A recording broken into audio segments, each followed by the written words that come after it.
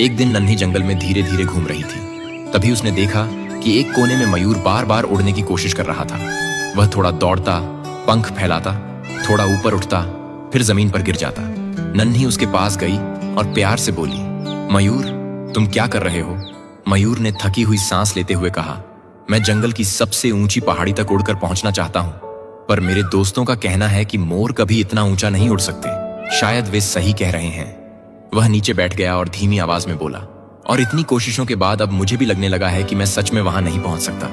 मैं रोज कोशिश करता हूं, यहां तक कि दौड़ दौड़ कर खुद को उड़ाने की पूरी कोशिश करता हूं, पर यार मुझसे नहीं हो रहा। अब तो सोच रहा हूं रहने ही देता हूं। नन्ही ने उसकी आंखों में देखा और बहुत कोमल स्वर में कहा, मयूर, इस दुनिया में कुछ भी असंभव नहीं होता।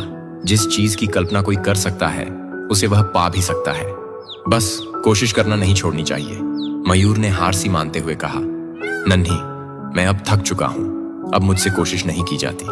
नन्ही मुस्कुराई और बोली, देखो, कोई भी चीज इतनी आसानी से नहीं मिलती।